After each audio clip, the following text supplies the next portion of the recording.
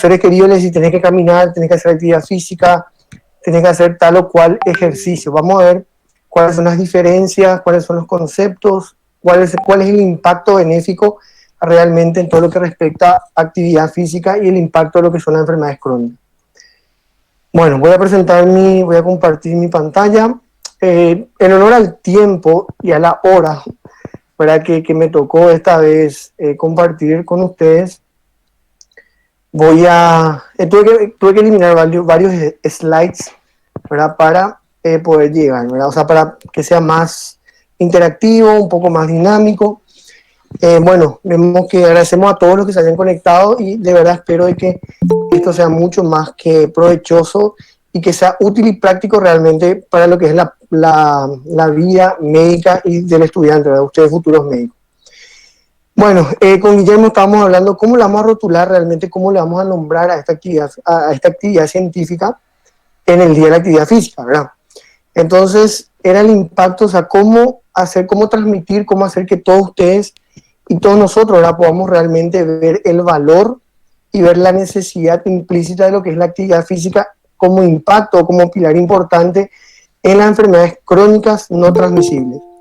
Preparando este slide ayer, que me vino un término nuevo, a lo mejor voy a patentar, no sé si existe, no busqué, que las enfermedades crónicas no transmisibles nosotros como conocemos como por ejemplo la obesidad, la diabetes, la hipertensión arterial, todas las oncologías, ¿verdad? O sea que algunos tipos de cáncer, la dislipidemia, son enfermedades crónicas que no se pueden transmitir de persona a persona, así como el COVID, ¿verdad? Así como el coronavirus se transmite de persona a persona. Estas enfermedades crónicas no se pueden transmitir, por eso son enfermedades crónicas no transmisibles. Pero tiene una particularidad que fue lo que yo le agregué acá en el título, que son enfermedades crónicas y progresivas. Vamos a ir entendiendo el por qué van progresando estas enfermedades y cómo va a repercutir la actividad física y el ejercicio en este tipo de patologías. Bueno, tenemos por ahí una agenda, no tengo ningún tipo de conflicto de interés, ¿verdad? Y vamos a ver un poco de la epidemiología en lo que respecta al sedentarismo y a la inactividad física. Yo no sé si ustedes me ven ahí, al compartir en pantalla, ustedes me ven. Guillermo, si me podés... Se te ve bastante Ok, bien ok, y perfecto. Bueno, entonces vamos a ver acerca de la epidemiología, ¿verdad? Vamos más o menos alrededor del 80% de la población paraguaya y de la población mundial hoy padece o sufre hoy de una inactividad física o del sedentarismo. Imagínense el impacto, el 80% de nosotros que estamos hoy conectados acá, que somos no sé cuántos, tenemos que ir viendo cuántos que son sedentarios. Es decir, vamos a ir viendo la definición de lo que es y lo que significa realmente sedentarismo, actividad física y la diferencia con el ejercicio físico. Entonces, veíamos nosotros, yo hacía un paralelismo, una comparación respecto a que en todo el mundo la primera causa de la obesidad, de diabetes y de hipertensión arterial era el sedentarismo. Seguidamente viene todo lo que son la genética, la mala alimentación, el bajo consumo de frutas y verduras. Acá en Paraguay, la primera causa de las enfermedades crónicas no transmisibles, como por ejemplo diabetes, obesidad e hipertensión arterial, no es tanto el sedentarismo. Por más que nosotros somos un país o una cultura sedentaria, o culturalmente somos inactivos, acá el primer lugar como causa de estas enfermedades crónicas no transmisibles y progresivas es el bajo consumo de frutas y verduras. ¿Por qué? Por el alto costo. Eso no significa que el paraguayo no le guste las frutas y verduras, sino que realmente el costo, el acceso a las frutas y verduras es mucho más cual y cuantitativamente más, está muy por encima de cualquier otro tipo de alimento. Entonces el bajo consumo de fibras que se encuentran en las frutas y verduras hace probablemente o predispone a una obesidad. Eso en el aspecto cultural. Pero a nivel mundial, la primera causa de todas estas enfermedades es el sedentarismo. Mucho tiempo, yo inclusive, me habrán escuchado en alguna charla, me habrán escuchado que yo siempre decía que la obesidad era la madre de todas las enfermedades o de la mayoría de las enfermedades.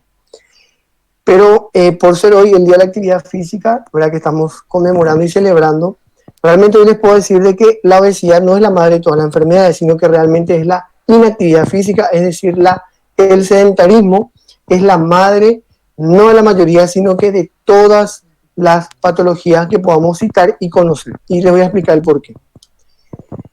Bueno, vamos a ver de que a nivel mundial y a nivel país estamos hoy con un sinergismo. Hoy estamos viviendo actualmente, 6 de abril de 2021, estamos viviendo un sinergismo. ¿Qué significa sinergismo? Que varias patologías o varias entidades se van superponiendo y se van complementando, potenciándose para que hoy propicien otra enfermedad. Por ejemplo, tenemos el COVID. Por un lado tenemos el SARS-CoV-2, ¿verdad? La gran o sea, la pandemia del COVID versus la gran pandemia que son las enfermedades crónicas no transmisibles, principalmente la obesidad. ¿Qué encontramos? Aproximadamente 80 millones de personas en todo el mundo fueron o están actualmente ya contagiados, si no es más, 80 millones de habitantes en todo el mundo contagiados por el COVID versus, hablando de epidemiología, versus la otra pandemia que se complementan y se superponen y se potencian para poder producir un mal pronóstico o para poder inducir más a una mala evolución de la pandemia del COVID, es la obesidad. 444 millones de personas hoy a la fecha padecen de obesidad. Entonces estamos viviendo dos pandemias actuales que se van juntando a lo que llamamos sinergia, o sea, es un sinergismo, es sindemia, también es otro término que pueden ir buscando, que hoy estamos no en pandemia, sino en una sindemia, donde patologías crónicas como la obesidad y la diabetes se juntan con otra pandemia como el COVID y se van potenciando para propiciar o para inducir a una mala evolución, y por eso es que vemos tantos muertos, ¿verdad? Muchas veces en un programa de televisión me invitaron para hablar de este tema y me decían, doctor, ¿cómo pueden comparar que solamente el 5% de todos los infectados tiene una mala evolución del COVID? Sin embargo, la diabetes y la obesidad y enfermedades cardiovasculares matan más que el COVID. Y si vamos a irnos por la estadística, es cierto, ¿verdad? Es cierto, probablemente hay muchos más muertos o más muertes registradas por accidente cerebrovascular, tenemos más muertes por enfermedad cardiovascular como el infarto, ¿verdad? Tenemos también complicaciones crónicas y agudas de la diabetes, que eso llevan finalmente a un deceso de la vida, ¿verdad? Entonces, si vamos a hablar cuantitativamente, yo le decía de que sí, es cierto, las enfermedades crónicas no transmisibles del tipo enfermedades cardiometabólicas matan más que enfermedades del tipo infeccioso como el COVID. ¿Y por qué entonces tanta alarma, tanto bullo? O sea, ¿por qué tanto quilombo, diríamos? Ya a esta hora ya podemos pronunciar esa palabra, ¿verdad? Entonces, porque realmente yo le decía, bueno, yo tengo mi paciente, si bien yo tengo 8 años del ejercicio de mi profesión, 9 en realidad, mi paciente hace 9 años están gorditos, amputados, no amputados, con infarto, sin infarto, con estén, sin estén, a media red, como yo le decía, con ACV secuelar, hemipléjicos, encamados, con escara, mal o bien están. Hace 9 años que yo tengo pacientes que están todavía. Sin embargo, luego con el COVID, esos mismos pacientes que yo le llevaba hace 9 años, algunos de ellos ya no están. ¿Por qué? Porque el COVID este virus fue el detonante o el acelerador para, si bien la obesidad, la diabetes, la hipertensión y todas estas con sus complicaciones, hacía que estos pacientes estén al borde del abismo, el COVID fue el empujoncito que ellos necesitaban para ya hoy no contar el cuento, ¿verdad? Entonces, yo le decía la importancia de entender estas diferencias, porque muchos negacionistas hablaban de por qué hacen tanto ruido por el COVID, siendo que enfermedades cardiometabólicas mata más. Claro, pero que más que menos tenemos algún familiar con diabetes, con hipertensión, que más que menos conocemos a algún obeso, si somos ya nosotros mismos los que estamos acá escuchando, ¿verdad?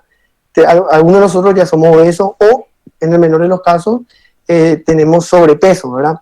Pero que más que menos vivimos con obesidad, sin obesidad, o con sobrepeso, con diabetes, estamos vivos, porque son enfermedades crónicas pero progresivas, que no te matan en 15 días como lo hace el COVID, sino que realmente son enfermedades que te hacen padecer y a lo largo del tiempo duran 15, 20, inclusive 25 años. Entonces debemos entender principalmente la importancia de la enfermedad infecciosa, porque ustedes que son estudiantes de medicina, a lo mejor dentro de esta charla tenemos también colegas míos, profesionales de la salud, entonces debemos entender bien esto para crear una conciencia y generar un ambiente realmente de credibilidad respecto a la pandemia, ¿verdad? Guillermo justamente me propuso esta misma charla hoy a las 6:30, creo. Yo le decía, no, yo estoy justamente en el sanatorio atendiendo pacientes con diabetes y con COVID. Realmente, si usted me ven un poco cansado y demacrado, es por el desgaste que estamos teniendo todos los médicos respecto a la atención. O sea, en las últimas 3 semanas se disparó todo, se disparó, ya que más que menos todos tenemos un conocido cercano, o si no un vecino o familiares directos que tuvieron o tienen en este momento COVID, ¿verdad? Particularmente, bueno, en mi casa, yo salí del COVID hace aproximadamente un mes, luego mi papá, mi mamá estaban internados, salieron, o sea que realmente puedo decir en carne propia que el virus existe, ¿verdad? O sea que para hacer un poco para crear un poco de conciencia. Entonces la parte de epidemiología, tenemos que la obesidad ocupa el segundo lugar. De acá, si estamos conectados 40 personas, tenemos que considerar que 20 de los 40 que están ahora en vivo tenemos obesidad o por lo menos sobrepeso. Ya cada uno se estará mirando, haciéndome la culpa y dirá, bueno, yo tengo sobrepeso. A lo mejor yo ya entro dentro de la epidemiología que dice el doctor, ¿verdad? Que es el 50% de la población paraguaya, un poquito más, tiene sobrepeso u obesidad. Entonces nosotros, que hacemos la parte cardiometabólica, nosotros nos autodenominamos cardiometabólogos, ¿verdad? Realmente estamos preparándonos para una próxima pandemia que probablemente no sea del tipo infeccioso, sino que sea enfermedades crónicas y progresivas. Por eso cada vez tenemos que hacer más énfasis y más y más. Este es un ejemplo de la historia natural de la diabetes, por citar una patología crónica, la cual este gráfico hace mucho énfasis en cómo va creciendo, progresando y aumentando en todos los sentidos con respecto a años, ¿verdad? Esta es la historia natural de la diabetes, también tenemos historia natural de la obesidad, historia natural de la hipertensión arterial, historia natural en sí de las enfermedades metabólicas, que hoy se consideran enfermedades crónicas no transmisibles, ¿verdad? Entonces, siempre que estemos ante un cuadro, ante un caso de sobrepeso, obesidad, hipertensión, diabetes o algún tipo de enfermedad cardiometabólica, debemos imaginar en nuestra mente este gráfico, de que son enfermedades que progresan. Este gráfico después les muestro el por qué debemos acordarnos al momento de intervenir, ¿verdad?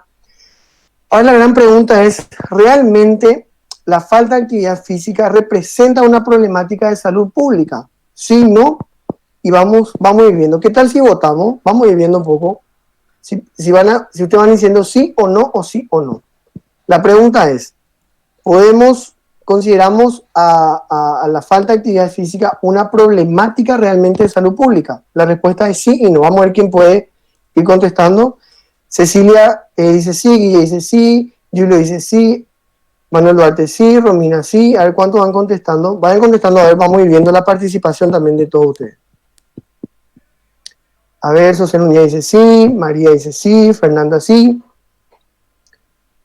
A ver, Leila González dice sí. Berta Sousa sí, Bruno Cobar dice sí. Juan Justo Román dice sí. Bueno, vamos a ir contestando. La respuesta que creen ustedes es una problemática, pero no hace mucho énfasis en ella como tal, dice Leticia. Leticia, muchas gracias por tu intervención. Gracias, Leticia. Ahí vuelvo a proyectar. Gracias a todos por que participaron. Me dicen si ven mi diapositiva otra vez. Creo que se me perdió cómo hacer la presentación. La respuesta es no. La respuesta es no. La falta de actividad física y el sedentarismo no es necesariamente una problemática de salud pública. Realmente es una política de Estado, es una problemática del gobierno en sí. ¿Por qué? Le voy a explicar por qué. Claro, obviamente el Ministerio de Salud o la salud pública agarra esto por ser el ente regulador de todo. Pero la problemática no solamente repercuta a nivel de la salud, por ende no puede ser solamente algún sector social como el ente regulador que es el Ministerio de Salud, el interesado en las problemáticas de salud pública, como por ejemplo el sedentarismo y la falta de actividad física. Realmente y le voy a mostrar el por qué, todos los círculos sociales o todas las partes, entidades que regulan o que hacen parte del gobierno, realmente les interesa o les debería de interesar al sedentarismo y la falta de actividad física como una problemática de salud, no solamente al Ministerio de Salud Pública. Un poco de paradoja lo que les dije, ¿verdad? Bueno, ¿cómo vamos a definir a lo que es actividad física? Bueno, tenemos varias definiciones, tenemos varias literatura que nos pueden hablar, pero finalmente todos tienen un mismo sustrato, que es actividad física. Siempre mi profesor decía, ¿cómo vas a definir una cosa con el mismo nombre? Por ejemplo, actividad física definimos como actividad. No, en realidad es toda una acción, es toda acción que se puede realizar, que el cuerpo realiza, que está relacionada con el aumento del gasto energético y, o de la tasa metabólica por encima de la basal, dependiendo de variables. Ahora vamos a ver algunos puntos, como por ejemplo toda acción. Actividad física es toda acción que requiere movimiento, que requiere reclutamiento del sistema musculoesquelético, que requiere de un trabajo muscular, que requiere de una contracción muscular. Por concepto general, entonces ya entendemos que cualquier movimiento que requiera de una contracción muscular, entonces se puede definir como una actividad física, pero hay requisitos para realmente definir. No solamente acción que requiera contracción, sino que realmente genere un aumento del gasto energético, va a gastar energía porque el músculo va a consumir más glucosa, más aminoácidos para realmente realizar su función, ¿verdad? Pero que también tiene que estar por encima, o sea que tiene que intervenir en el metabolismo basal del cuerpo. Y esto depende de algunas variables. ¿Cuáles pueden ser las variables que van a interceder o que van a incidir en lo que es la actividad física? Lo primero es el sexo, ¿verdad? Por cuestiones socioculturales, por cuestiones de resultado de un constructo social, probablemente el sexo masculino, estaba estudiando yo, de que es el que más estadísticamente realiza algún tipo de actividad física, ¿verdad? Del tipo de deporte, como por ejemplo futsal, fútbol, vóley, realmente predomina en el sexo masculino. Entonces el sexo masculino estadísticamente o epidemiológicamente realiza más actividad física que el sexo femenino. Esa puede ser una variable. También vemos de que, por ejemplo, todos aquellos habitantes o aquellas personas más o menos que predominan el sector europeo, más o menos hacia Asia, Europa, no tanto África, sino que Europa y Asia, son los que estadísticamente realizan más actividad física por el aspecto cultural. La cultura les lleva a. Francia, por ejemplo, la mayoría sabrá de que ellos hacen mucho hincapié o mucho énfasis, promocionan mucho lo que es las bicicletas, ¿verdad? Tienen bicisendas, tienen una ley, tienen premiaciones, tienen varios estímulos en varios programas del Estado, como por ejemplo programa de actividad física, programa de financiación, ellos te van premiando por la cantidad de kilómetros que vas utilizando las bicicletas. O sea, hay varios programas que se encargan de propiciar o promocionar la actividad física con respecto, o sea, específicamente al uso de bicicletas, ¿verdad? Hay campañas de concienciación respecto a eso. Entonces, por zonas, por regiones, por países y por ciudades, hay características de personas, culturalmente hablando, que realizan más actividad física que otras, ¿verdad? Bueno, ¿cuál es el objetivo realmente de la actividad física? ¿Será una necesidad realmente o es una moda o es una tendencia? Hoy vemos de que hay mucha propaganda, mucha promoción acerca de la actividad física, de mantener el cuerpo saludable, no solamente el cuerpo saludable, sino que también mantener un cuerpo realmente tonificado y mantener, porque nos están vendiendo que la imagen fitness, o sea, el fit o la fit, realmente es el cuerpo perfecto. Vamos a ver también ese detalle acá. Entonces, ¿es una necesidad realmente de salud o es una moda o una tendencia? Recuerden que hoy el gran orden mundial nos está gobernando por las grandes tendencias que manejan los influencers a nivel mundial, ¿verdad? Entonces tiene mucho que ver también la actividad física, cómo se está propiciando a través de los influencers en las redes sociales. Entonces la pregunta que yo le hacía, acá vemos, dice, ¿representa realmente una problemática que puede involucrar a todos los sectores, no solamente al ente regulador, que es el Ministerio de Salud Pública, sino que realmente a todos? Al sistema empresarial agropecuario, a todos lo que ustedes me pueden hoy citar, que son sectores, parte del gobierno, ¿verdad? Realmente involucra de forma directa o indirecta generando un impacto benéfico o generando un perjuicio o un efecto dañino al cuerpo y por ende a ese sector.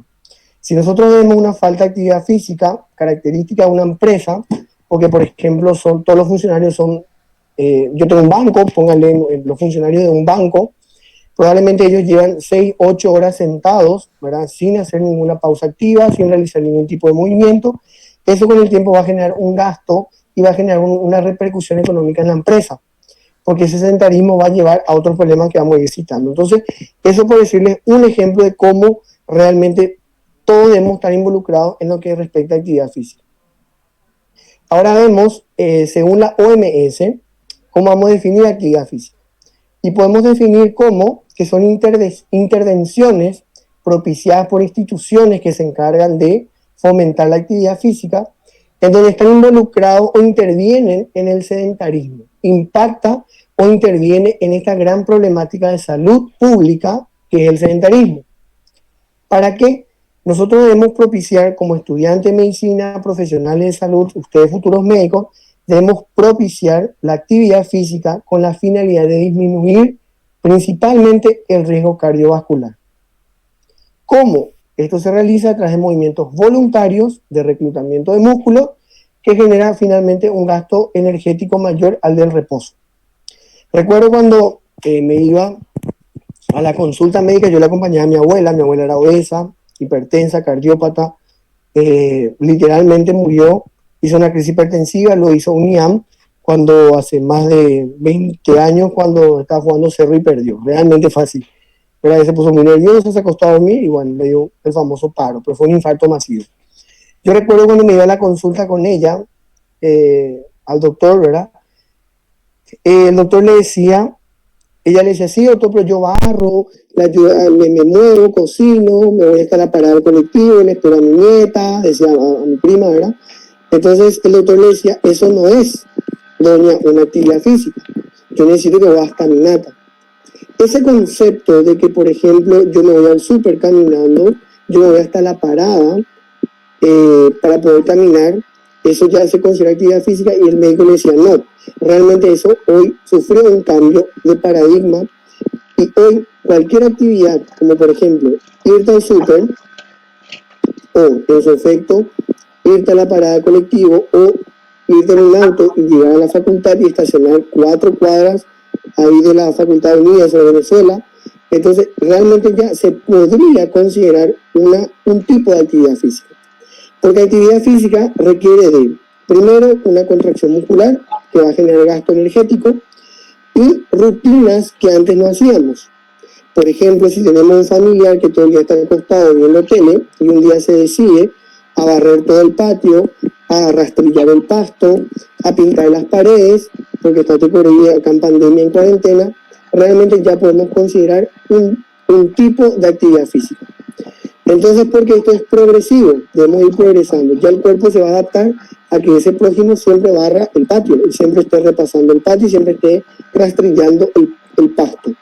Una vez que el cuerpo se adapta, hay que exigirle un poco más. Y así, de forma progresiva, a través de una rutina o a través de un programa, se programa el tipo de actividad física de acuerdo al fenotipo, a las características del riesgo cardiovascular. Entonces, sí se considera actividad física.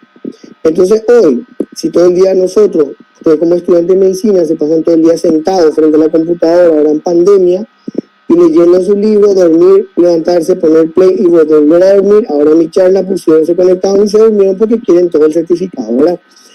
Entonces, eso es un tipo de sedentarismo. Pero si, por ejemplo, salen ustedes de la rutina y empiezan a hacer cosas, movimientos dentro de la casa, ya se puede considerar una actividad física. Esa actividad física va a generar un impacto benéfico en el cuerpo, en el estilo de vida saludable, beneficiando más todavía el bienestar del cuerpo, ¿verdad? Tanto hablamos de sedentarismo, como entendemos, cómo podemos definir al sedentarismo, es la poca agitación, el poco movimiento diario, en la cual realmente no hay un gasto significativo, un gasto energético significativo, y como definición encontramos que es menor al 10% del metabolismo basal. Es decir, con que yo estoy hablando ahora, probablemente soy sedentario porque estoy sentado, apenas muevo mis manos, apenas muevo mi lengua, mi boca están cansados, ¿verdad? Pero realmente como siempre hago esto, entonces probablemente no va a generar un impacto. Pero si aquel tímido estudiante mientras puso solo prende su computadora para escuchar la charla o para escuchar las clases, pero luego ya un día empieza a desarrollar una clase o tiene una exposición, ese pequeño detalle de movimiento ya va a generar un pequeño impacto benéfico a nivel cardiovascular. Entonces tenemos la definición del sedentarismo. ¿Cómo podemos redefinir entonces la actividad física? Entonces se vincula la actividad física al concepto de salud, calidad de vida, como una estrategia o una intervención efectiva que va a propiciar o va a permitir mejorar la autopercepción, el nivel de satisfacción de las necesidades individuales y colectivas con los beneficios que esta acarrean, que son infinitos. ¿Por qué? Porque la actividad física está demostrada científicamente a través de artículos, no le quise aburrir llenarle de artículos, pero todos los artículos que yo estaba revisando hablan de un impacto benéfico no solamente en el aspecto físico, sino que en un aspecto biopsicosocial. Si nosotros aumentamos la actividad física, vamos a disminuir la cantidad o el índice de intentos de suicidio o de suicidio, la depresión, la soledad, la frustración, todo lo que sea el aspecto emocional. También el aspecto físico, vamos a disminuir la cantidad de hipertensos o de complicaciones por hipertensión arterial. También vamos a generar todo lo que sea un impacto físico de la salud. Y el aspecto social, está demostrado científicamente que la persona que realiza actividad física tiene aumenta la buena relación o aumenta la habilidad social, es decir, son personas más saludables. Es decir, chicas que están acá, si quieren dejar de ser, le están ahuyentando todos sus números por ser por ser tóxica, entonces, o tóxicos, entonces deben realizar actividad física porque mejora significativamente, se puede demostrar científicamente que puede mejorar el vínculo o la relación interpersonal, ¿sí? Porque ustedes saben lo que cuesta, lo que desgasta pelearse todo el tiempo, discutir, mantener un ambiente tóxico, pero si uno gasta esa energía o esa fuerza en actividad física, entonces uno se vuelve más light, ¿verdad?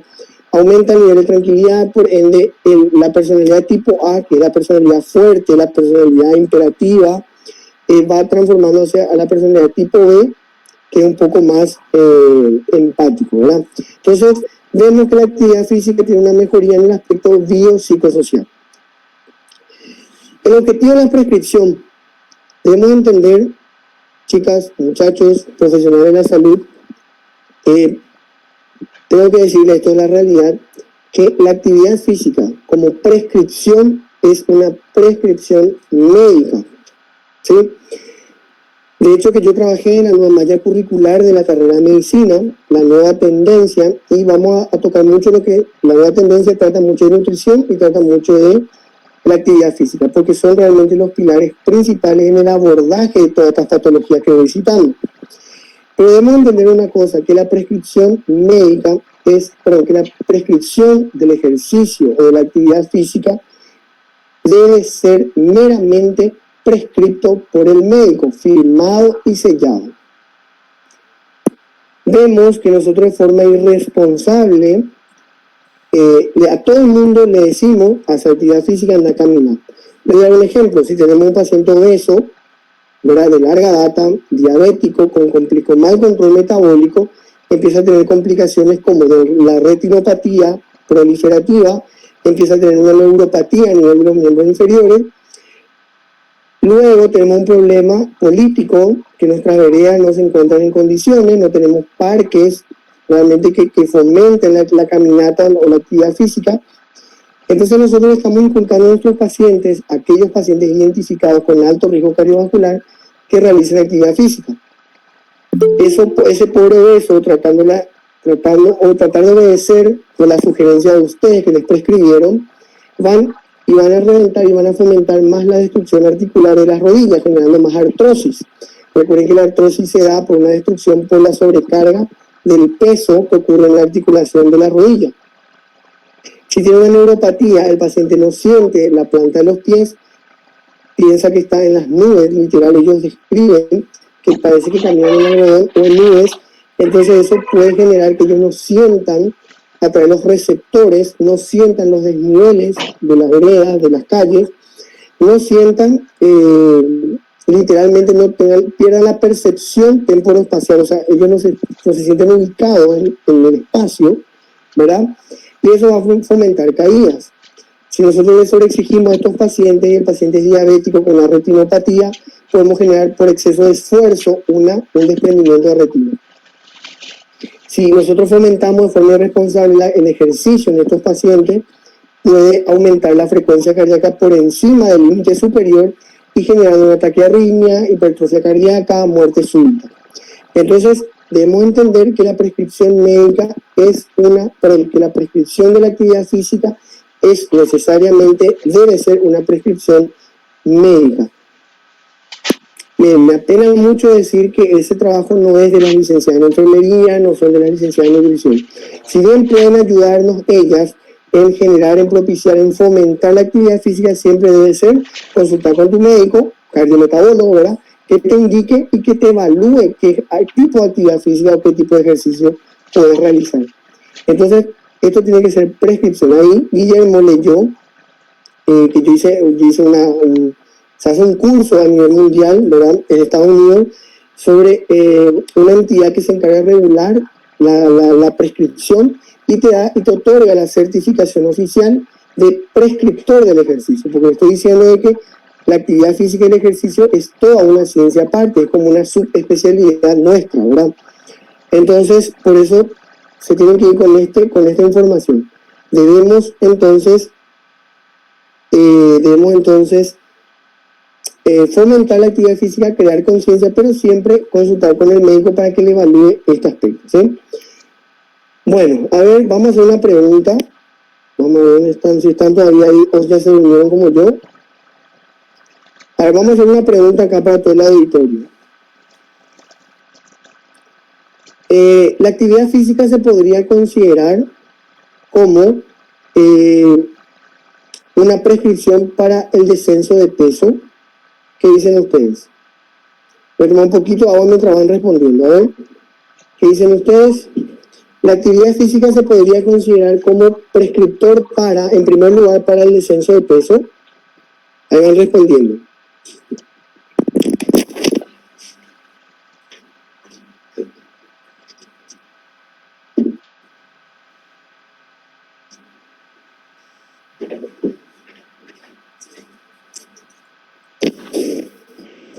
A ver, Guillermo dice sí. Van respondiendo, Leila, sí. Bueno, entonces le digo, chicos, si queremos bajar de peso, entonces Guillermo Méndez, Romina Ríos, Leila, ¿le podría prescribir a su amigo o amiga que le dice que quiere bajar de peso? Entonces usted me dice que la respuesta es sí, ¿verdad? Mateus dice, claro que sí, dice. Pues yo le digo, claro que no. Otra vez le rompí el paradigma. ¿Por qué les digo? Porque el tratamiento de la obesidad no se basa en la actividad física. En primer lugar, es la restricción calórica. Ahí muy bien respondió Juan Justo Román, que nos dice que justamente eso, no podemos solamente hacer actividad física, y es donde rompemos el paradigma. ¿Por qué? Porque ustedes van a ver, conozco amigos, amigas, y ustedes también, si ustedes no son, ¿verdad?, gente que, por ejemplo, se va y come todo lo que encuentra y dice, total, voy a ir a quemar en el gimnasio. Si nosotros hacemos el porcentaje de las calorías que vamos consumiendo, ¿verdad?, en un postre o en un atracón que tienen las mujeres, realmente, si van a quemar todo eso, tendrían que hacer más o menos aproximadamente 4 horas de actividad física intensa. A ver, un poco, vamos a responder, vayan preguntando, a ver qué dice Ariane Berto.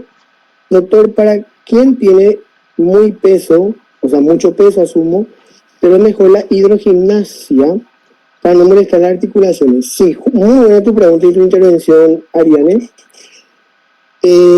Vamos a responder tu pregunta, pero voy a continuar con esto.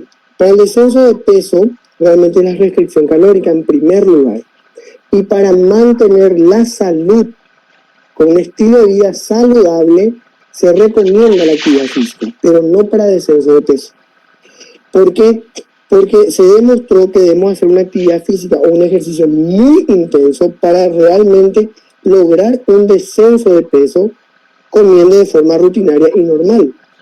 Entonces, si chicas y chicos, si quieren bajar de peso, le quieren recomendar a su gente que baje de peso, en realidad deben sugerirle restricción calórica, es decir, no comas tanto, no comas tantas calorías, ¿verdad?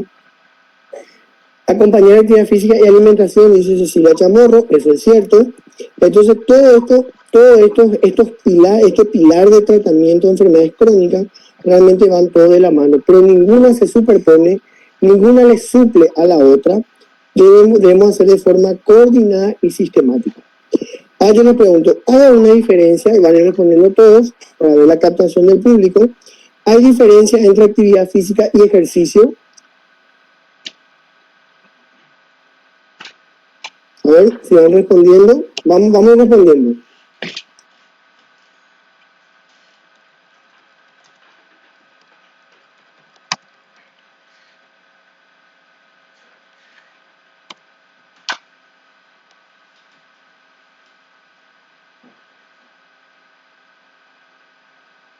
La pregunta es, ¿hay diferencia entre actividad física y ejercicio?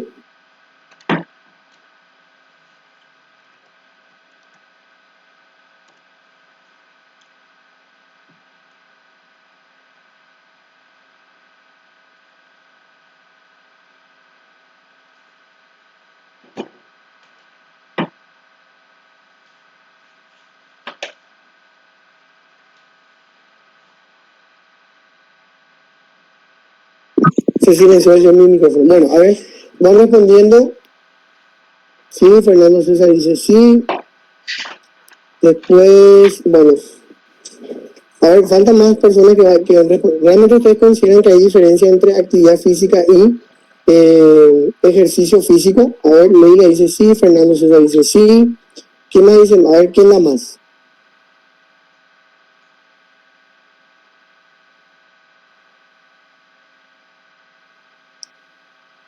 A ver, Ariana dice sí. Realmente es cierto, hay una diferencia entre actividad física y ejercicio físico. ¿Cuál es entonces? Ale Martínez dice en intensidad. Ahora yo les pregunto a todos, ¿en qué creen ustedes que es la diferencia? Acá dice Juan Justo, dice, a ver, Juan Justo dice, sí hay diferencia, el ejercicio anaeróbico más para los músculos y la actividad física para la circulación en general. Bueno, vamos a ir cambiando estos conceptos porque ustedes, como futuros médicos y también como futuros profesionales de la salud en general, deben conocer estas diferencias y poder realmente hacer mucho énfasis y generar conciencia. De acuerdo a tu objetivo, dice Bruno, de acuerdo a tu objetivo, bueno, la actividad física entonces volvemos a redefinir o reiteramos que es cualquier movimiento, cualquier acción que genere reclutamiento de músculos, ¿verdad? Que genere activación del sistema musculoesquelético con una particularidad, que ocurra gasto energético por encima del metabolismo basal. Ahí consideramos actividad física. El ejercicio se diferencia ya por la intensidad, por el tipo de ejercicio y se caracteriza también porque sigue un estándar, sigue una norma, sigue una rutina preestablecida en cuanto a tiempo e intensidad. Entonces, eso es la diferencia en ejercicio versus actividad física. Cuando ya se vuelve una rutina progresiva donde van trabajando músculos de forma distribuida, de forma organizada, progresiva, sistemática, a través de una rutina donde genere mayor esfuerzo o reclutamiento de músculos, ya se considera un ejercicio. Ahora, ¿cómo clasificamos ejercicio aeróbico y anaeróbico? Ahora yo les pregunto, van a ir poniendo si aeróbico o anaeróbico. ¿Cuál ustedes creen en un paciente de este tipo, cardiometabólico, es decir, un paciente con enfermedad cardiovascular, obeso, añoso, diabético, ¿ustedes cuál consideran que es el mejor tipo de ejercicio para este paciente? ¿Anaeróbico o aeróbico? A ver, van a ir poniendo lo que ustedes consideran. ¿Aeróbico o anaeróbico?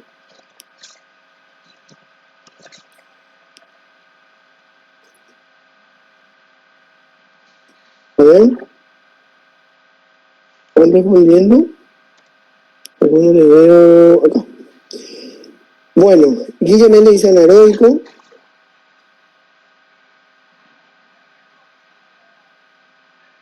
Me acuerdo para responder la pregunta de Justo. Dice aeróbico, dice Romina Río anaeróbico.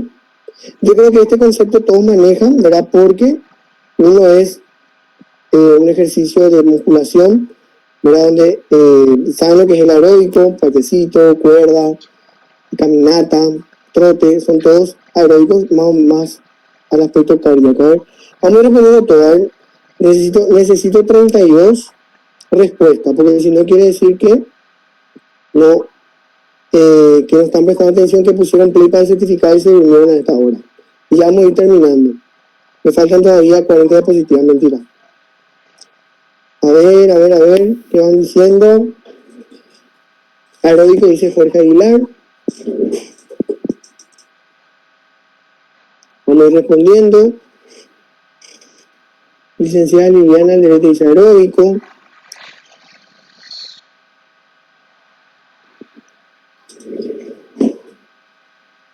Luisa dice aeróbico.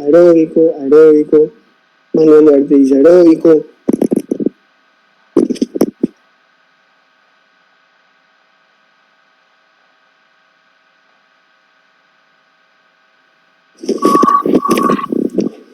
Pati Mesa dice aeróbico. Y realmente la respuesta son las dos cosas, las dos opciones. Mucho tiempo pensamos que aquel paciente gordito, añoso, cardiópata, hipertenso, diabético, con retinopatía, etcétera, debía realizar no mucho esfuerzo físico, ¿verdad? No hacer musculación.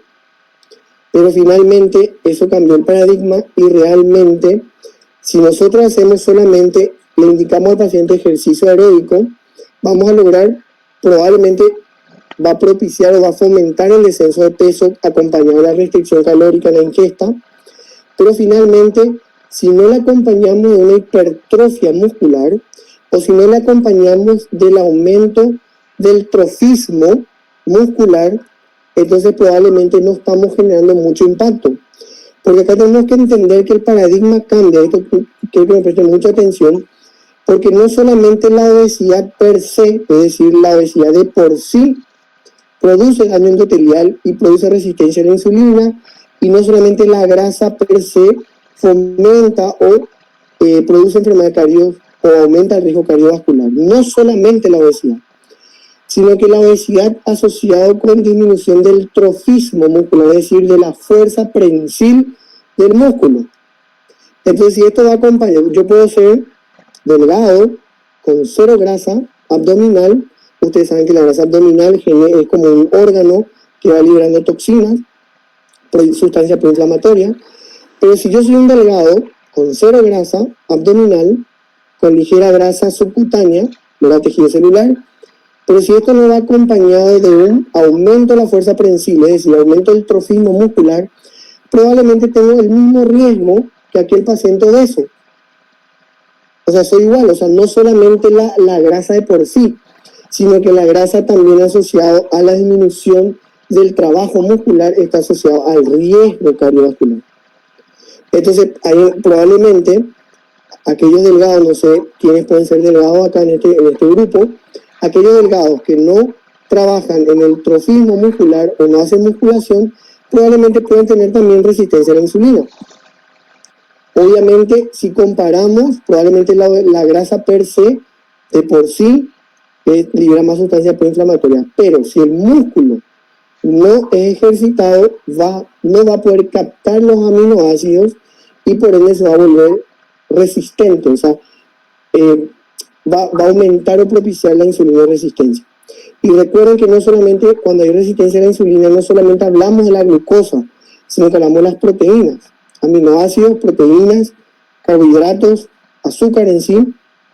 Entonces, la proteína tampoco puede absorber, o sea, la célula, el miocito, tampoco puede, no puede ingresar esas proteínas al miocito y tampoco puede ser utilizado.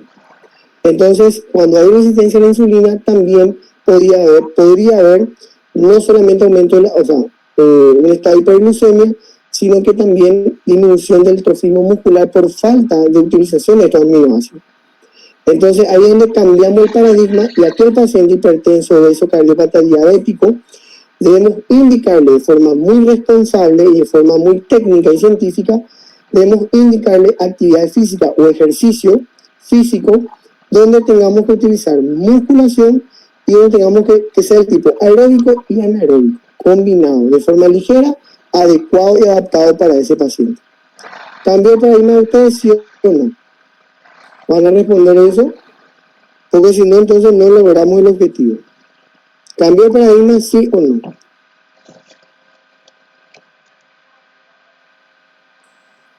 Ale dice sí, Julio sí, Ale Martínez sí, Leila sí, científicamente sí, Leticia López sí, Méndez sí. Entonces, bueno, vale, Bruno, sí, van a ir respondiendo. La licenciada, gracias, licenciada, por mí, totalmente sí. Gracias por apoyarnos en esto, ¿verdad? La parte científica.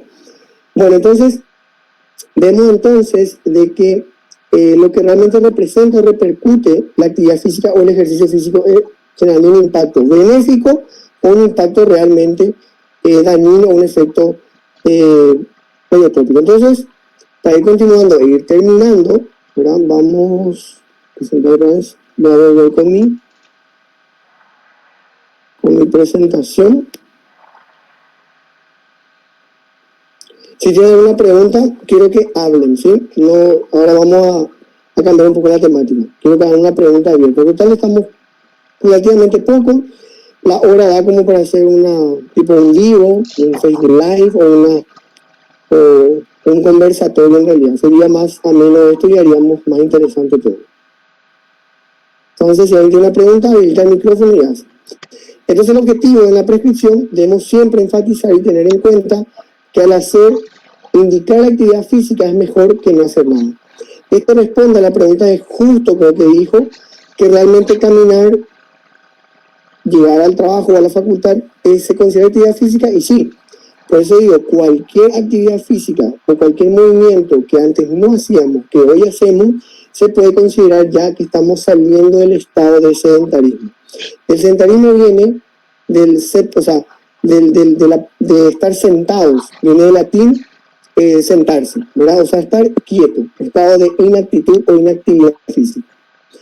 Entonces, ejercicio de actividad física para reducción de peso, para estilo de vida saludable, es lo que preguntamos. Realmente, el ejercicio claramente está demostrado que puede descender de peso, eso no hay duda, no es que yo estoy cambiando totalmente, ni que estoy corrigiendo libros. El ejercicio y la actividad física obviamente puede generar un descenso de peso, pero tiene que ser una actividad física muy intensa, de moderada a intensa, o ejercicios de alto rendimiento físico. Realmente los que van a generar un impacto en la reducción del peso. Entonces, nosotros, ¿cuánto es lo que realmente se recomienda? ¿Cuánto es lo que se recomienda hacer una actividad física rutinaria? Por ejemplo, ¿cuántos minutos ustedes le recomendarían hacer a sus pacientes en minutos por día? A ver si alguien puede responder.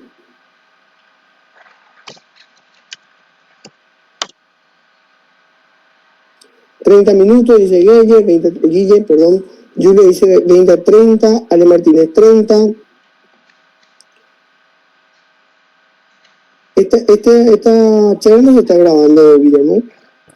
Después dice 45 minutos, dice Leila. Justo dice depende de la edad y condición física del paciente. Cecilia Chamorro 30 a 45, un jugador progresivo. Bueno, todas las opciones son correctas. ¿Sí? Todas respondieron bien. ¿Ya? En realidad, se creía antes que 30 minutos por día, por 5 días a la semana, que son 150 minutos, era lo recomendado para mantener un estilo de vida saludable. Hace muy poco tiempo, estamos hablando del año pasado, la OMS y la Guía Americana de Endocrinologos Clínicos, la AAC, que es la que regula todo, ¿verdad? Recomendaba 35 minutos por día, aumentar 5 minutos por día a la semana. Realmente se puede lograr un impacto mucho mayor, significativamente, estadísticamente hablando, versus 30 minutos. Con que 5 minutos aumentemos de forma rutinaria, actividad física rutinaria, entonces vamos a generar un impacto benéfico en cuanto a disminución del riesgo cardiovascular. La pregunta es, entonces, si para mantener un estilo de vida saludable, para mejorar la hipertensión, para mejorar la obesidad, para mejorar la diabetes, el control glucémico, para mejorar todas estas enfermedades crónicas, necesitamos 35 minutos por día, es decir, alrededor de 150 minutos semanales, entonces, ¿cuántos minutos estaríamos necesitando para generar una disminución importante de peso? Entonces, unos 200 minutos por semana de actividad física moderada a intensa. Esa es la gran diferencia. Entonces, dos vertientes. Disminución de peso, 300 minutos por semana de actividad física de moderada a intensa. Para mantener un estilo de vida saludable, buen control de la presión arterial, disminución leve de peso, para mejorar el control glucémico, disminución de todas las complicaciones, 150 minutos a la semana alrededor de actividad física de leve a moderada, 150 minutos. Son 30 a 35 minutos por día, 5 veces a la semana. Eso es lo que se recomienda. ¿Qué factores hay que tener en cuenta? Primero, el impacto en la salud. Lo primero que vamos a hacer al indicar o prescribir es tener en cuenta la estratificación de riesgo cardiovascular. Acá el color verde significa riesgo cardiovascular muy bajo, este es bajo a moderado y este es alto y muy alto riesgo cardiovascular. Lo primero que tenemos que hacer entonces, al decir, doña, le dicen a tu vecina, acerca de la actividad física, lo primero que tienen que pensar es qué patologías tiene, qué patologías crónicas tiene y cuál es el grado de riesgo cardiovascular. Alguien preguntaba si el hidrogym podría ser el mejor ejercicio para estos pacientes con alto riesgo cardiovascular para descomprimir el peso de la articulación de la rodilla. La respuesta es sí. Se recomienda natación o, en su efecto, hidrogym. Ahora, ¿cuántos pacientes nuestros tienen acceso a hidrogym? ¿Verdad? El 0,00001% de nuestra población probablemente va a poder acceder al hidrogym, ¿verdad? Entonces, sí, pilates, también un tipo de ejercicio que utiliza musculación, también el sistema propicia el ejercicio aeróbico y anaeróbico, y también no genera tanto impacto a nivel de las rodillas, las articulaciones, tampoco a nivel de los vasos, de los capilares, de los vasos del ojo, de la retina, generando un desprendimiento, una hemorragia ocular, ¿verdad? Entonces, lo primero que tenemos que hacer es estratificación de riesgo. Lo otro, algo muy fácil, una fórmula es que a sus padres o a sus tíos, a sus vecinos que le quieran recomendar actividad física, pueden calcular la edad menos 220. 220 te va a salir cuánto es tu frecuencia cardíaca máxima tolerable en una actividad física. Y ahora con los smartwatch, ¿verdad? Hay distintas marcas, diferentes precios, de 30.000 guaraníes va controlando la frecuencia cardíaca. Es muy importante considerar la frecuencia cardíaca como un valor predictivo en cuanto al riesgo, porque vamos a pasar de un alto riesgo cardiovascular sin hacer actividad física. Si hacemos una actividad física muy intensa, triplicamos el riesgo cardiovascular. O sea, el remedio fue peor que la enfermedad, ¿verdad? Entonces, ¿cuál es el papel realmente de la actividad física? Tiene un papel terapéutico, papel preventivo y un papel de bienestar biopsicosocial que ya habíamos hablado, ¿verdad? Entonces, ¿cómo es? Ahora, eso es muy lírico. Esto es una charla más o menos para gente que no está asociada a personal de blanco. Ahora, ¿cuál es el aspecto científico de cómo se demuestra que la actividad física mejora todos estos aspectos? Es sencillo. La actividad física, sean reclutados músculos, aumenta el consumo de gasto energético, aumenta el consumo de aminoácidos, aumenta el consumo de glucosa, aumenta la sensibilidad a nivel hepático de la insulina, disminuye la estatosis hepática, disminuye la obesidad abdominal, disminuye los triglicéridos. También tienen que saber el colesterol bueno, el HDL, que nosotros debemos aumentar en nuestro paciente para mejorar la cardioprotección, el famoso colesterol bueno, ¿verdad? Bueno, disminuir la fritura. En realidad el mejor secreto, la receta o la indicación para aumentar exponencialmente el HDL, el colesterol high, el HDL de alta densidad, ¿verdad? Realmente para subir rápidamente el HDL se recomienda actividad física. Si ustedes reciben hoy un paciente con un HDL bajo, el paciente les jura, les promete, les jura por todos los dioses que va a realizar actividad física, usted a los 2 meses le reevalúan y su HDL sigue bajando en vez de subir, el paciente te está mintiendo, no está haciendo actividad física. Porque el colesterol, el de alta densidad, del kilomicrón de alta densidad, responde muy fácil, es muy sensible a los movimientos aeróbicos. Es decir, si el paciente hizo actividad física, va a ir subiendo su HDL. Si no sube y te juró que hizo actividad física, entonces probablemente te estuvo mintiendo. Porque ni si toma aceite de oliva puede ayudar, ¿verdad? Si disminuye la fritura, ¿verdad? Si la disminución del consumo de grasa saturada, perdón, entonces puede mejorar el LDL, pero no va a subir tanto el HDL. El HDL se sube principalmente con actividad física. Entonces, el principal mecanismo que está en nuestra agenda de cómo funciona la actividad física en el cuerpo es porque aumenta o disminuye la actividad del sistema nervioso simpático. Entonces, por ende, disminuye la hiperactividad a nivel endotelial, ¿verdad? Entonces va a generar un poco más vasodilatación, es más la presión arterial, no le va a generar tanto consumo de oxígeno a nivel del miocardiocito, y va a generar muchos beneficios si solamente nos basamos en el principio, volvemos a fisiología, si nos basamos en el principio de disminución de la actividad simpática. Ese es el principio del sustrato fisiopatológico de cómo funciona la actividad física científicamente hablando, ¿sí? Acá vemos el famoso elefante de la India, donde unos ciegos le tocaban una parte del elefante y cada uno describía o se imaginaba, cuando tocaba, por ejemplo, ciego, tocaba la trompa y se imaginaba una serpiente. Acá tocaba la oreja del elefante y se imaginaba un abanico, no sé. Acá el otro elefante tocaba una parte, perdón, acá el ciego tocaba una parte del elefante y se imaginaba otra cosa. Acá otro le tocó la parte peor, ¿verdad? Se imaginaba otra cosa. Y así nosotros trabajamos, cosa que está mal. Hay licenciados, en fisioterapia, en nutrición, en enfermería, futuros médicos, colegas médicos. Entonces realmente debemos trabajar de forma multi e interdisciplinaria, ¿verdad? Pero no como los ciegos que tocaban desde su arista nada más, sin ver más allá, sino que realmente vemos todos los profesionales de la salud que estamos comprometidos, que estamos asociados, psicólogos también, debemos trabajar de forma multi interdisciplinaria, no mirando a la obesidad o a las enfermedades crónicas, cada uno por su parte, sino que realmente verle como un todo. Y ahí todos vamos a potenciarnos y vamos realmente a lograr el objetivo y a dejar de ser al momento de la práctica médica. Entonces, ¿cuáles son las utilidades para ir resumiendo?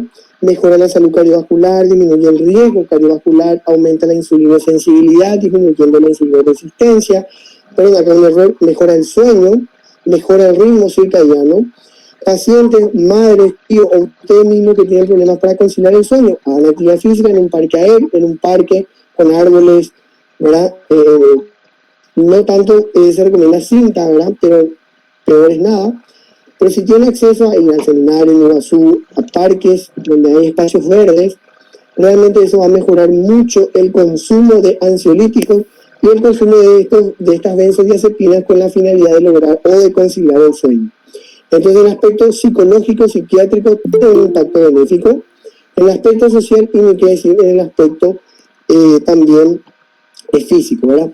¿Cuáles son nuestras metas? Entonces, la meta es, primeramente, generar conciencia, entender la actividad física del ejercicio, disminuir el sedentarismo, y solamente aquel gordito obeso, que había un programa de televisión muy famoso, pues peso, que todos conocen probablemente, había una palabra clave que era, llegamos a la meta, ¿verdad?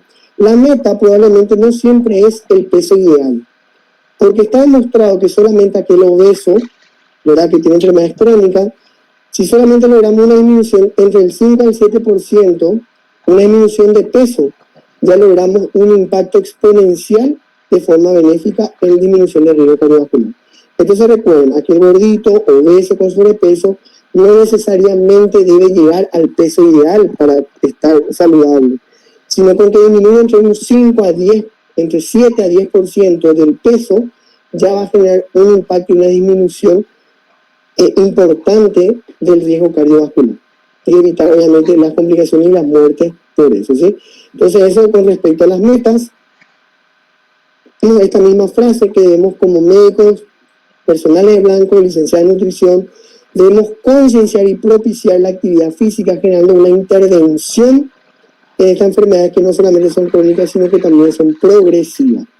Progresiva quiere decir que en el tiempo va a perdurar y que va a aumentar porque va a ir siendo cada vez peor a medida que va avanzando, va generando más un impacto dañino o un impacto no necesariamente benéfico a nivel del sistema cardiovascular. Entonces debemos intervenir. El factor tiempo para nosotros es primordial. Y también tener en cuenta las complicaciones de aquel paciente a quien nosotros le indicamos actividad física, tenemos que tener en cuenta todos estos sistemas. Por eso digo que la prescripción del ejercicio necesariamente debe ser indicado o prescrito por un profesional médico, ¿verdad? Entrenado en esto también, ¿verdad? O que por lo menos maneje conceptos generales para. Entonces, tenemos que ver todas las complicaciones de enfermedades crónicas no transmisibles, un asmático, una neuropatía, una enfermedad cardiovascular, una retinopatía, enfermedades renales, enfermedades también como enfermedades como la diabetes que produce una disminución del tránsito intestinal de los movimientos, una neuropatía autonómica, etcétera. Para concluir, entonces, vemos que la actividad física es una herramienta eficaz, efectiva, eficiente en la promoción de la salud siempre y cuando se puedan incluir aspectos inherentes al ser humano y no solamente la optimización del espacio físico como elemento primordial de la estrategia de promoción de la salud. Vemos que la actividad física no solamente debe ser abordado desde el ente regulador que es el Ministerio de Salud Pública, sino que también todos los aspectos, porque propiciando la actividad física vamos a generar una población más sana, menos tóxica, menos chicas con histeria de celos, etcétera, etcétera. Entonces, para ir terminando, si tienen alguna pregunta, espero que les haya gustado, disculpen por la hora, son las 23, traté de ser lo más conciso posible, no poner mucho texto porque eso aburre y produce sueño y a mí también. Entonces, muchas gracias por la participación, a la sociedad por la invitación y bueno, siempre estoy agradecido, para mí es un honor ser parte de esto y como siempre les digo, de transmitir lo poco o nada o lo mucho que sé respecto al tema, ¿sí? Entonces, muchas gracias por eso. Acá tienen, si pueden, el QR, utilizo mucho las redes sociales, no saben la cantidad de preguntas que siempre tengo de estudiantes, de pacientes, de familiares, y siempre trato de responder. Y disculpen si alguna vez no les respondo. Entonces, muchas gracias por la invitación. Muchísimas gracias a vos, y que doctor, por No poder sé si ser estaban dormidos, disertante, y realmente estamos muy agradecidos de parte de la Sociedad Unida no sé si se acabó. por... Buenas No, noches, doctor. Muchas buenísima gracias. estuvo la charla. Bueno, gracias a ustedes por estar prendidos y espero que de verdad les haya servido. Bueno, nos reencontraremos en una próxima invitación. Espero, Guillermo y a toda la comisión directiva de la Sociedad Unida, que dichoso estar esperando una invitación para otro tema. Sí, sí, no te preocupes, doctor. Bueno, Dentro de muchas poco gracias. vamos a tener uno nuevo otra vez. Ok. Bueno, muchas gracias a todos por la atención. Chicos, no salgan todavía de la videoconferencia porque vamos a estar mandando el link de asistencia para que puedan ir completando. Y vamos a estar entregando los certificados este fin de semana. Y las personas que todavía no pagaron o quieran pagar, quieran recibir certificados, vamos a estar recibiendo los pagos hasta el viernes, posiblemente, o a más tardar hasta el sábado vamos a estar esperando los pagos.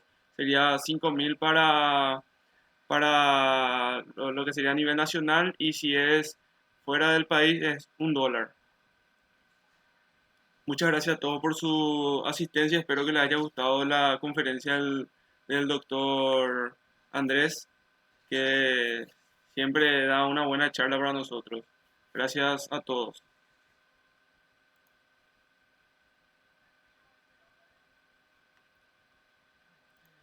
Sí, el pago se estaría realizando por giros claros a mi número que está en la descripción del flyer, o al número del presidente que también está en la descripción del flyer. van a tener tiempo hasta el viernes o a más tardar hasta el sábado de pagar 5.000 guaraníes si están a nivel nacional, y si es fuera del país sería $1 para lo que sería el certificado. Si no quieren certificado no hay problema, o sea, no pagan. Pero si quieren certificado tienen que tener el link de asistencia y pagar el 5.000. No sé si tienen alguna otra duda para aclararles.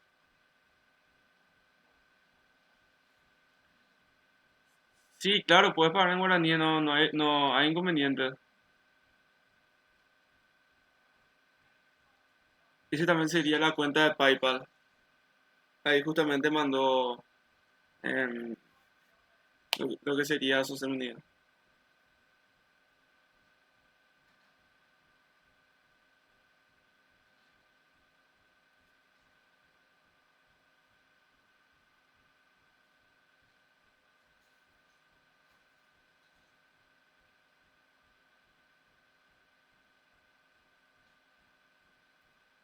Cualquier cosa, igual de todas formas vamos a estar aclarando en el chat de WhatsApp por si tengan alguna duda.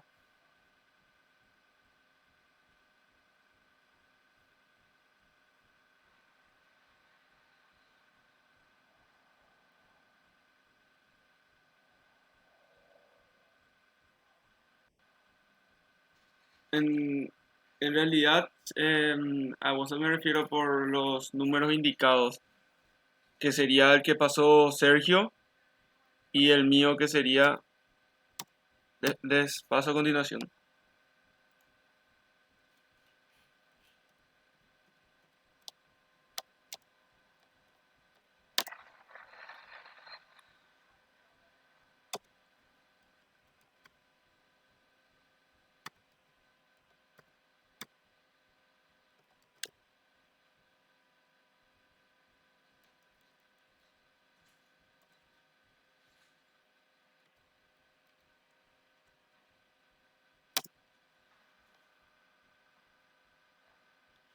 El proceso de pago sería por giros claros, y sería mi número que acaba de pasar ahí.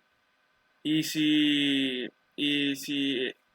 te queda mejor hacer por giros Tigo, sería el número indicado que mandó Sergio. En el caso que sea internacional sería por la cuenta de PayPal, que también ya se mandó cuál sería la cuenta.